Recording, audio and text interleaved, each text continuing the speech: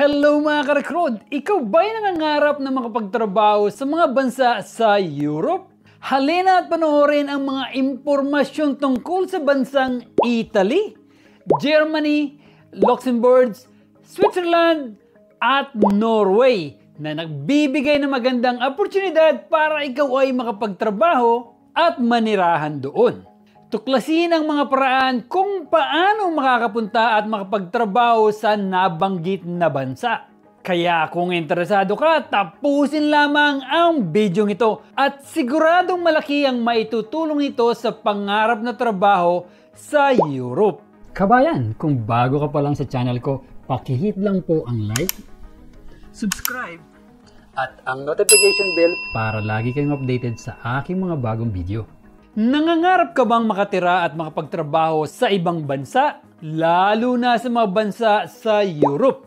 Alam naman natin kung gaano kaganda ang mga bansa sa kontinente ng Europe, lalo na ang antas ng pamumuhay dito at mga oportunidad sa trabaho. Alam nyo ba na may mga bansang nagbibigay ng oportunidad para ikaw ay makapagtrabaho doon sa pamamaraan ng pagbibigay ng pre-work visa? Correct! Pre-work visa. Maaari kang mapagtrabaho doon at may chance ka pang maging isang permanent resident sa mga bansa sa Europe. Mga bansa ang nag-aalok ng pre-work visa. Ngayon naman ay ibabahagi ko sa inyo ang mga bansang nagbibigay ng pre-work visa ngayon taong 2024. Ito ay ang Luxembourg, Germany, Switzerland, Norway, at Italy. Ang Luxembourg ay isa sa pinakamaliit na bansa sa Europa, ngunit isa rin sa pinakamayamang bansa sa Europa at sa buong mundo. Simula ngayong 2024 hanggang sa pagdating ng 2030, sila ay nangangailangan ng mahigit na 300,000 na manggagawa. Ang bansang Germany naman ay nag-aalok ng iba't ibang trabaho sa kanilang lugar. Ang bansang Switzerland din ay naghahanap ng mga manggagawa sa kanilang bansa.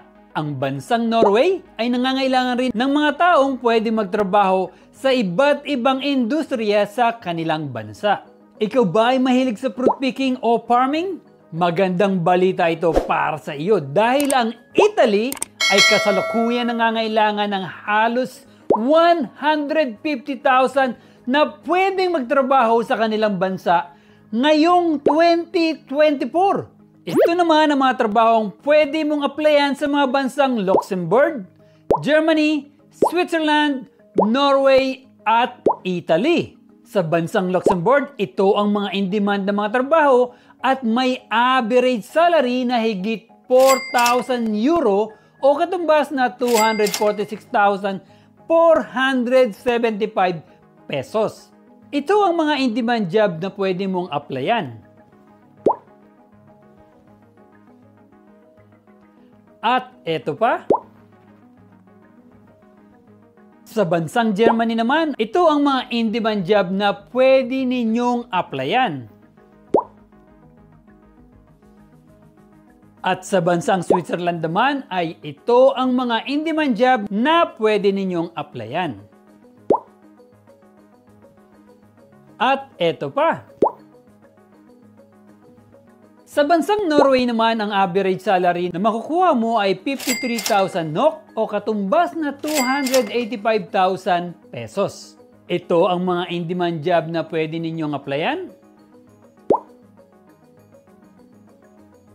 Sa bansang Italy, ang average salary na makukuha mo para sa mga trabahong ito ay 2,835 euro o katumbas na 172,000 pesos. Ito ang mga in-demand jobs na pwede ninyong applyan. Ngayon, ang katanungan, saan pwedeng mag-apply? Para makapagtrabaho sa mga bansang ito, kailangan mong makakuha ng job offer mula sa mga employer mula sa mga bansang ito. Kailangan mo rin magsumite ng mga kinakailangang requirements at dokumento sa employer na napili mong applyan. At kapag napili nila ang iyong CV ay maaari ka nilang kontakin. Paalala lang na ang mga requirements at dokumento ay nakadepende sa kung ano ang hinihingi ng iyong napiling employer. Ito naman ang iba't ibang kumpanya o website na pwede mong applyan. Sa bansang Luxembourg, dito.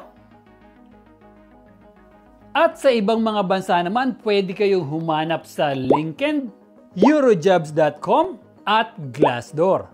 Ayun lang po mga ka-recruit. Sana ay nakatulong ang video ito upang malaman kung ano-ano mga bansa ang nagbibigay ng free visa at ang mga in-demand jobs dito.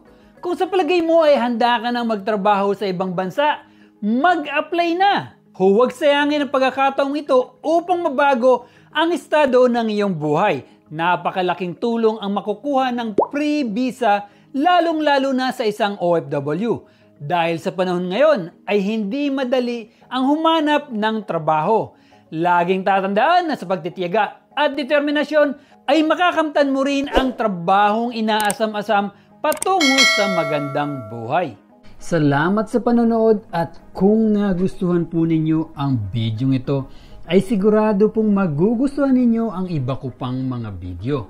At kung may mga katanungan kayo tungkol sa ating napag-usapan, huwag po kayong mag-alangan na ilagay ang inyong mga katanungan sa comment section upang mabigyan po namin kayo ng kasagutan. Muli, palagi niyong tatandaan na dito sa Recruit ay prioridad namin ang iyong kaalaman tungo sa inyong kaunlaran. Paalam kabayan. Para sa suggested video, pindutin lang po dito. Para sa napakagandang playlist, pindutin po dito. At pakisubscribe na rin po dito